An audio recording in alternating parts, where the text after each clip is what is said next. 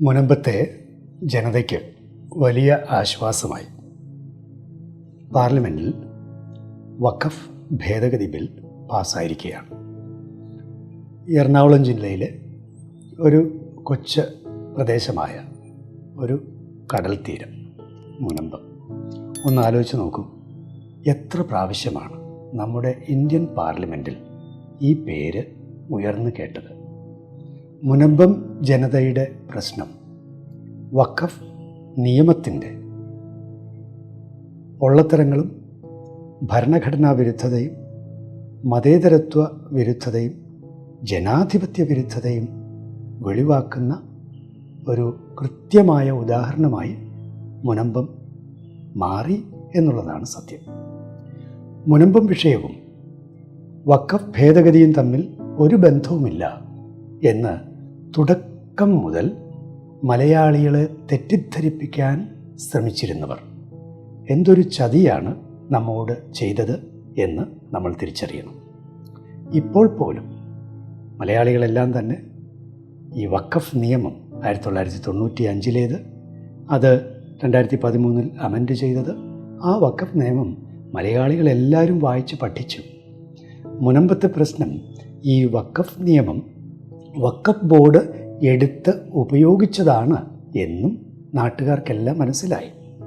വഖഫ് board വഖഫ് നിയമം ഉപയോഗിച്ച് കഴിഞ്ഞ 3.25 വർഷത്തോളമായി റവന്യൂ തടങ്കലിലാക്കിയിരിക്കുകയാണ് 610ഓളം കുടുംബങ്ങളെ. ഇത് വളരെ ഗുരുതരമായ ഒരു സാഹചര്യമാണ്. പക്ഷേ നമ്മുടെ കേരളത്തിലെ ഇടത് വലത് മുന്നണികൾക്ക് ഇത് ഇതുവരെ ഒരു പ്രശ്നവും ആയി തോന്നിയില്ല. എന്തുകൊണ്ടാണാവോ? ഗുരുതരമായി ചിന്തിക്കേണ്ട ഒരു വിഷയമാണ്. പൗരന്മാർ പണം കൊടുത്ത് ആധാരം ചെയ്ത് പോക്കുവരവ് നടത്തി ടാക്സ് അടച്ച് 36 വർഷത്തോളമായി വാങ്ങി ഉപയോഗിച്ചുകൊണ്ടിരുന്ന സ്വന്തം സ്ഥലം ഒരു സുപ്രഭാതത്തിൽ അല്ലെങ്കിൽ ഒരു ദുർപ്രഭാതത്തിൽ വഖഫ് ബോർഡ് പിടിച്ചെടുത്ത് ഇത് വഖഫാണ് എന്ന് പറയുമ്പോൾ ഇതെന്തൊരു നിയമം എന്ന് സ്വാഭാവികമായ ചോദ്യം ഉയരേണ്ടതല്ലേ? എന്തുകൊണ്ടാണ് ഇവിടുത്തെ ഒരു പാർട്ടിയും ആ ചോദ്യം ചോദിക്കാതെ പോയത്? കേരളത്തിൻ്റെ അളിഞ്ഞ രാഷ്ട്രീയം അഥവാ ജീർണിച്ച രാഷ്ട്രീയത്തിൻ്റെ ഏറ്റവും ഒടുവിലത്തെ തെളിവാണ് മുനമ്പം. നിയമസഭയിൽ 2022 ഡിസംബർ 12 ഒരു ചോദ്യമുയർന്നു. അത് UDFൻ്റെ ഭാഗത്തു നിന്നാണ് ഉയർന്നത്. KPA മജീദാണ് അന്ന് ആ ചോദ്യമുയർത്തിയത്. വഖഫ് ഭൂമിയിൽ കയ്യേറ്റക്കാരെ പുറത്താക്കാൻ നടപടികൾ സ്വീകരിക്കുമോ എന്നായിരുന്നു. അപ്പോൾ LDFൻ്റെ മന്ത്രി, ന്യൂനപക്ഷ വകുപ്പ് മന്ത്രി കൊടുത്ത മറുപടിയും നമുക്കറിയാം. അത് തീർച്ചയായും വഖഫ് ഭൂമി അത് പിടിച്ചെടുത്തിരിക്കും, വഖഫ് ഭൂമിയിലെ കയ്യേറ്റക്കാരെ ഒഴിവാക്കിയിരിക്കും. അങ്ങനെ തന്നെയാണ് പാർലമെൻറ്റിൽ പ്രസ്താവന ഉണ്ടായത്. 610 കുടുംബങ്ങളെ അവിടുന്ന് ഒഴിപ്പിക്കും എന്ന് പച്ചയായി ഒരു കണ്ണിൽ ചോരയുമില്ലാതെ നമ്മുടെ നിയമസഭ സാമാജികന്മാർ പറഞ്ഞു എന്നത് ഒരു നിസ്സാര കാര്യമല്ല. ഇത് ഒരു മത വിഷയം എന്ന രീതിയിൽ മാത്രം ഇതിനെ കാണാൻ ശ്രമിക്കുന്നവരുണ്ട്. അല്ല, ഇത് ഒരു നിയമ നിർമ്മാണ വിഷയമാണ്. ലെജിസ്ലേഷനിലുണ്ടായ വലിയൊരു അപകടമാണ്. അതായത് ഒരു മത നിയമത്തിന് എല്ലാ പ്രാമുഖ്യവും കൊടുക്കാൻ വേണ്ടി ഭരണഘടന ആർട്ടിക്കിൾ 300A ഇന്ത്യൻ മതേതരത്വത്തെയും ഇന്ത്യൻ ജനാധിപത്യത്തെയും ഒക്കെ മറന്നുകൊണ്ട് നടത്തിയ ഒരു ലെജിസ്ലേഷൻ. ഇന്ത്യ ഒരു ഡെമോക്രാറ്റിക് കൺട്രിയാണ്, ഒരു തെയോക്രാറ്റിക് കൺട്രി അല്ല. പക്ഷേ ശരീഅത്ത് നിയമത്തെ ഭരണഘടന മറ്റു നിയമങ്ങൾക്കെല്ലാം ഉപരിയായി പ്രതിഷ്ഠിച്ച ആ ലെജിസ്ലേഷനിലൂടെ ഇന്ത്യ ഒരു തെയോക്രാറ്റിക് കൺട്രി ആണ് എന്ന് പറയാതെ പറയുകയായിരുന്നു ആ പാർലമെൻറ്റ് ആ വിഷയം ഉന്നയിച്ച് അത് പാസ്സാക്കിയെടുത്തവർ. എന്ന് മാത്രമല്ല, ഇതിന് ഭേദഗതി വേണം, എന്നാലേ ഇന്ത്യൻ പൗരന്മാർക്ക് ഇവിടെ സ്വസ്ഥമായി ജീവിക്കാൻ കഴിയും. അത് മതഭേദമന്യേ. കാരണം ഏറ്റവും കൂടുതൽ കേസുകൾ മുസ്ലിം സമുദായത്തിലുള്ളവരുമായിട്ട് തന്നെയാണ് വഖഫ് ബോർഡിനുള്ളത്. അപ്പോൾ ഇന്ത്യൻ പൗരന്മാർക്ക് സ്വസ്ഥമായി, സ്വച്ഛമായി, സമാധാനപരമായി ഇവിടെ ജീവിക്കണമെങ്കിൽ ഇതിൻ്റെ ഭേദഗതി അനിവാര്യമാണ് എന്ന് സാധാരണ ഒരു സാമാന്യ ബുദ്ധിയുള്ള ആർക്കും മനസ്സിലാവും. പക്ഷേ തൊട്ടുപോകരുത് എന്നാണ് നമ്മുടെ നിയമസഭയിലെ സാമാജികന്മാരെല്ലാവരും കൂടി പ്രമേയം പാസാക്കിയത്. എന്തുകൊണ്ട്? ഇനി മുനമ്പത്തെ ജനത്തിൻ്റെ പ്രശ്നം വളരെ ഗുരുതരമാണ് എന്ന് എല്ലാവർക്കും അറിയാം. തീർച്ചയായും കേരളത്തിലെ കത്തോലിക്ക മെത്രാൻ സമിതിക്കും നന്നായി അറിയാം. അതുകൊണ്ടാണ് KCBC മുന്നോട്ട് വന്നത്. എല്ലാ ഭേദഗതിയും അംഗീകരിക്കണമെന്നല്ല KCBC പറഞ്ഞത്. വളരെ കൃത്യമായ വേർഡിംഗ് ആയിരുന്നു. പക്ഷേ അതിന് പിന്നീട് ചിലർ വളച്ചൊടിച്ചത് എങ്ങനെയാണ്? MP-മാർക്ക് വിപ്പ് നൽകുന്നത് അത് പാർട്ടിക്കാരാണെന്ന്, അല്ലെങ്കിൽ മുന്നണിയാണെന്ന്. MP-മാർക്ക് വിപ്പ് കൊടുക്കാൻ മെത്രാന്മാർ തുനിയേണ്ടതില്ല എന്ന അതീവ ധാർഷ്ട്യത്തോടുള്ള പറച്ചിലാണ്. വിപ്പ് കൊടുക്കുകയാണോ മെത്രാന്മാർ ചെയ്തത്? അല്ലല്ലോ. വളരെ ദയനീയമായ ആ അവസ്ഥയിലായിരിക്കുന്ന മുനമ്പംകാർക്ക് വേണ്ടി ഒരഭ്യർത്ഥന അവർ നടത്തുകയായിരുന്നു. അവരെന്താ പറഞ്ഞത്? മുനമ്പംകാർ ഇപ്പോൾ ഈ വിഷമവൃത്തത്തിലായിരിക്കുന്നതിന് കാരണമായ ചില നിയമങ്ങളുണ്ട്. ആ നിയമം ഭേദഗതി ചെയ്യാൻ, അതിനുവേണ്ടി വോട്ട് ചെയ്യാൻ കേരളത്തിൽ നിന്നുള്ള എല്ലാ MP-മാരും തയ്യാറാകണം എന്നൊരു അഭ്യർത്ഥനയാണ് KCBC നടത്തിയത്. സമാനമായ ഒന്ന് CBCയെയും നടത്തുകയുണ്ടായി.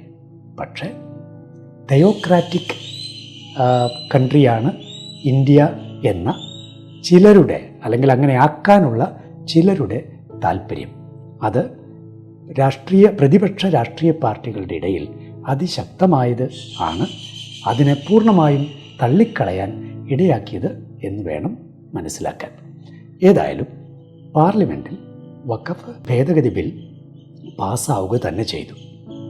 സ്വാഭാവികമായും അതിനുവേണ്ടി പണിയെടുത്ത BJP ഒരു പൊളിറ്റിക്കൽ പാർട്ടി എന്ന രീതിയിൽ ഈ വിഷയത്തിൽ വളരെ കൃത്യമായ നിലപാടെടുത്തു.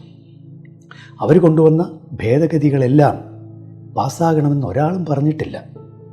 ഈ വിഷയം ഉണ്ടായപ്പോൾ തന്നെ, വിഷയമുണ്ടാകുക 3 വർഷം മുമ്പാണ്, പക്ഷേ ഓഗസ്റ്റ് 8 ഭേദഗതി ബില്ല് ആദ്യമായി പാർലമെൻറ്റിൽ കൊണ്ടുവന്നപ്പോൾ തന്നെ നമ്മൾ ആവശ്യപ്പെട്ടിരുന്നൊരു കാര്യമുണ്ട്. എന്തായിരുന്നു? മോദി സർക്കാർ കൊണ്ടുവരുന്ന ഭേദഗതി അങ്ങനെ തന്നെ അംഗീകരിക്കേണ്ട, മറിച്ച് മറ്റ് കക്ഷികൾ, പ്രതിപക്ഷ പാർട്ടികൾ സ്വന്തമായ രീതിയിലൊരു പഠനം നടത്തണം. വഖഫ് നിയമത്തിൽ ഏതെല്ലാം ക്ലോസുകളാണ്, ഏതെല്ലാം സെക്ഷൻസാണ് അപകടകരമായിട്ടുള്ളത്, അത് എങ്ങനെയാണ് മാറ്റം വരുത്തേണ്ടത്, ആ രീതിയിൽ പഠിച്ച് ഒരു ബദൽ ഭേദഗതി രേഖ കൊണ്ടുവരൂ എന്നാണ് ഏതാണ്ട് 8 മാസമായി നമ്മൾ പറഞ്ഞുകൊണ്ടിരുന്നത്. ആരെങ്കിലും ചെയ്തോ? ഈ ഒരു വിഷയം പൊതു ചർച്ചയ്ക്ക് കൊണ്ടുവരാൻ കോൺഗ്രസ് തയ്യാറായോ? CPM തയ്യാറായോ? കേരള കോൺഗ്രസ് തയ്യാറായോ? മുസ്ലിം ലീഗ് തയ്യാറായോ? CPI തയ്യാറായോ? ഇല്ല. പിന്നെ മൊത്തത്തിൽ എതിർക്കുക എന്ന പോളിസി, അത് തീർച്ചയായും രാഷ്ട്രീയമായ ഒരു മഹാവിഡ്ഢിത്തമായിപ്പോയി കേരളത്തിലെ ഈ പാർട്ടികളുടെ ഭാഗത്തു നിന്ന് ഉണ്ടായത്. ഇപ്പോൾ ഭേദഗതി പാസ്സായി, അതിനെതിരെ കോൺഗ്രസ് സുപ്രീം കോടതിയിൽ കേസ് പോയിരിക്കുന്നു എന്ന് മനസ്സിലാക്കുന്നു. സത്യത്തിൽ അത് കേൾക്കുന്ന മുനമ്പംകാരുടെ മനസ്സിൽ എന്തായിരിക്കും ചിന്ത? നിങ്ങളൊന്ന് മനസ്സിലാക്കുക. എന്തായിരിക്കും മുനമ്പംകാർ ഇപ്പോൾ വിചാരിക്കുക? ഞങ്ങളെ ദ്രോഹിച്ച് ഇവർക്ക് മതിയായില്ലേ എന്ന് സ്വാഭാവികമായും അവർ ഉള്ളിൽ പറയുന്നുണ്ടാവും. ഞങ്ങളെ ദ്രോഹിച്ച് കോൺഗ്രസ്സിന് മതിയായില്ലേ? വളരെ കഷ്ടം പിടിച്ച ഒരു അവസ്ഥയിലാണ് മുനമ്പത്തുകാർ. ദയവ് ചെയ്ത് ഇനിയും അവരെ ദ്രോഹിക്കരുത്. നോക്കൂ, ഇനി ഈ സെക്ഷൻ 2A ഇതിനുള്ള സൊല്യൂഷനെന്ന് ഇപ്പോൾ എല്ലാവർക്കും മനസ്സിലായിട്ടുണ്ട്. അതിനെക്കുറിച്ച് വ്യത്യസ്ത അഭിപ്രായങ്ങളുമുണ്ട്.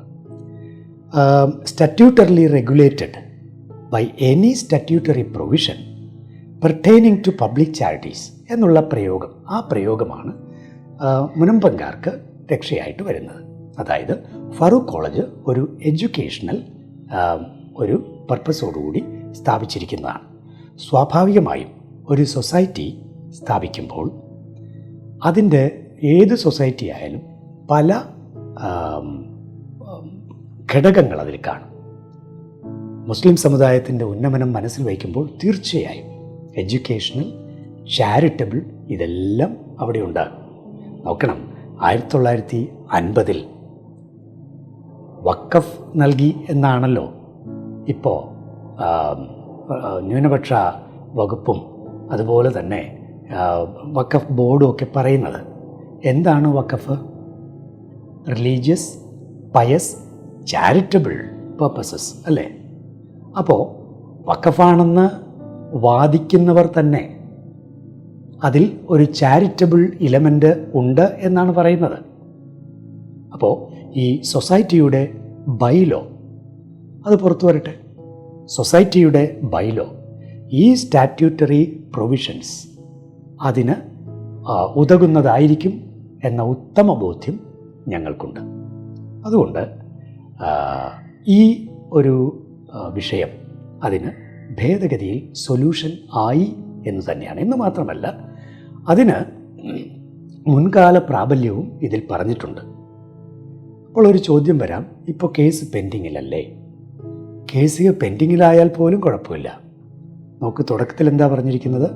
Provided further that nothing in this act shall notwithstanding any judgment, decree or order of any court. Supreme കോർട്ടിൽ പോലും ഒരു ഓർഡർ ഈ ഫാറൂഖ് കോളേജിൻ്റേതായിരുന്ന ഈ ഭൂമിയെക്കുറിച്ച് ഒരു സുപ്രീം കോടതിയുടെ ഓർഡർ ഉണ്ടെങ്കിൽ പോലും അതിനെയും മറികടക്കാവുന്നതാണ് ഈ ഭേദഗതി സെക്ഷൻ. അപ്പോൾ പിന്നെ പെൻഡിങ്ങിലിരിക്കുന്ന ഒരു കേസ് അതോടുകൂടി ഇല്ലാതാവുകയാണ്. ഇനി എന്താണ് സംഭവിക്കുന്നത്? സ്വാഭാവികമായും ഇത് മുനമ്പം ജനത്തിന് സ്വാതന്ത്ര്യം നൽകുന്ന ഒന്നാണ് എന്ന ഈ അവകാശവാദം അത് സർക്കാർ ആണ് പരിശോധിക്കേണ്ടത്. നിയമവകുപ്പ് ഇവിടെയുണ്ട്. സർക്കാരാണ് ഇത് എക്സിക്യൂട്ട് ചെയ്യേണ്ടത്. സ്വാഭാവികമായും ഇവിടെ ഫറൂഖ് കോളേജിൻ്റെ ബൈലോ പരിശോധിക്കണം. ഇവിടെ 1960 ആക്ട് അത് പരിശോധിക്കണം. പിന്നെ ഈ ഭേദഗതി സെക്ഷൻ അതിൻ്റെ പഠനം നടത്തണം. ഇതെല്ലാം സർക്കാരാണ് ചെയ്യേണ്ടത്. അതിലൂടെ എത്രയും വേഗം ഈ ഒരു പ്രശ്നത്തിൽ നിന്ന് മുനമ്പംകാർക്ക് മോചനമുണ്ടാകും എന്ന ഉത്തമ ബോധ്യമാണ് നമുക്ക് ഉള്ളത്. ഇനി മറ്റൊരു കാര്യം കൂടിയുണ്ട്. NDA സർക്കാർ ഓൾറെഡി പറഞ്ഞിട്ടുണ്ട്, സമ്പൂർണ്ണ റവന്യൂ അവകാശങ്ങൾ മുനമ്പംകാർക്ക് തിരികെ കിട്ടുന്നതുവരെ അവസാന നിമിഷം വരെ കൂടെ ഉണ്ടാകും എന്നാണ് NDA സർക്കാർ പറഞ്ഞിട്ടുള്ളത്. ഇപ്പോൾ ചിലരെങ്കിലും പറയുന്നുണ്ട് ഇതിൽ സൊല്യൂഷൻ ഇല്ല എന്ന്. ഇനി അവരുടെ വാദം ശരിയാണെങ്കിൽ നോക്കൂ, NDA സർക്കാർ ഓൾറെഡി പറഞ്ഞൊരു കാര്യമുണ്ട്. എന്താണ്? അത് അവസാനം വരെ കൂടെ ഉണ്ടാകുമെന്നാണ്. മുനമ്പംകാർക്ക് ഇതിൽ സൊല്യൂഷനുണ്ട് എന്നത് ലെജിസ്ലേച്ചറിൽ ഓൾറെഡി പറഞ്ഞ കാര്യമാണ്. അത് പാർലമെൻറ്റിൽ പലവട്ടം പറഞ്ഞ കാര്യമാണ്. ഇനി നിയമത്തിൻ്റെ ഇഴകീറി വരുമ്പോൾ എന്തെങ്കിലും കുറവുകളുണ്ടെങ്കിൽ അത് വീണ്ടും ഭേദഗതി ചെയ്യാൻ NDA സർക്കാരിന് കഴിയും. അപ്പോൾ അതുകൊണ്ട് ഇപ്പോൾ നിലവിലെ അവസ്ഥയിൽ മുനമ്പംകാരുടെ പ്രശ്നത്തിന് ഒരു സൊല്യൂഷൻ വന്നു കഴിഞ്ഞു എന്നാണ് അവരെ സ്നേഹിക്കുന്ന എല്ലാവരും മനസ്സിലാക്കേണ്ടത്. ആ നിലപാടാണ് എല്ലാവരും സ്വീകരിക്കേണ്ടത്. ഒപ്പം കേരള സർക്കാർ എത്രയും വേഗം മുനമ്പംകാരുടെ ഈ പ്രശ്നം പൂർണ്ണമായി തീർത്ത് സോൾവ് ചെയ്യണം. ഇപ്പോൾ ഗസറ്റ് പബ്ലിക്കേഷൻ നടന്നു കഴിഞ്ഞു എന്നാണ് അറിയുന്നത്. പക്ഷേ സമരം നിർത്തൂ എന്നുള്ള പി രാജീവ് മന്ത്രിയുടെ ആ പറച്ചിൽ അത് പരിഹാസ്യമാണ്. സമരം തുടങ്ങിയത് എന്തു പറഞ്ഞിട്ടാണ് അവർ? റവന്യൂ അവകാശങ്ങൾ സമ്പൂർണ്ണമായി തിരികെ കിട്ടുന്നതുവരെ സമരം ചെയ്യും എന്നാണ് അവർ പറഞ്ഞത്. ജുഡീഷ്യൽ കമ്മീഷനെ വെച്ചപ്പോഴും മന്ത്രി ഇതുതന്നെ പറഞ്ഞല്ലോ, സമരം നിർത്താൻ പാടില്ലേ. അവരന്ന് സമരം നിർത്തിയിരുന്നെങ്കിൽ എന്താകുമായിരുന്ന അവസ്ഥ? അതുകൊണ്ട് ദയവ് ചെയ്ത് ഇനിയും അവരെ ചതിക്കരുത്. അവർ സമരം തുടങ്ങിയിരിക്കുന്നത് അവർക്ക് സമ്പൂർണ്ണ റവന്യൂ അവകാശങ്ങൾ പുനഃസ്ഥാപിക്കപ്പെടുന്നതുവരെ സമരം ചെയ്യും എന്ന ദൃഢനിശ്ചയത്തോടെയാണ്. ദയവ് ചെയ്ത് പാവപ്പെട്ടവരെ സഹായിക്കാൻ ബാധ്യതയുള്ള സർക്കാർ അവരോട് കൂടെ നിൽക്കുക. എത്രയും വേഗം ഈ നിയമ ഭേദഗതി അനുസരിച്ച് അവർക്ക് സമ്പൂർണമായ സ്വാതന്ത്ര്യം, ആ റവന്യൂ തടങ്കലിൽ നിന്നുള്ള വലിയ മോചനം എത്രയും വേഗം അവർക്ക് നൽകുക. അവർ സമാധാനമായിട്ട് ജീവിക്കട്ടെ, അവരുടെ മക്കൾ പഠിക്കട്ടെ, അവരുടെ പെൺമക്കളെ കെട്ടിച്ചുവിടാൻ അവർക്ക് കഴിയട്ടെ, അവർക്ക് തൊഴിലിനു വേണ്ടി പുറത്തേക്ക് പോകാനോ മറ്റോ അവരുടെ ആ വീട് ഒന്ന് പണയം വെക്കാൻ കഴിയട്ടെ, അവർക്കൊരു മുറി അതിനോട് ചേർത്ത് എടുക്കാൻ വേണ്ട രേഖകളും അനുവാദങ്ങളും അവർക്ക് കിട്ടിക്കോട്ടെ. ദയവ് ചെയ്ത് കേരള സർക്കാർ ഇനിയും അവരെ ദ്രോഹിക്കരുത്.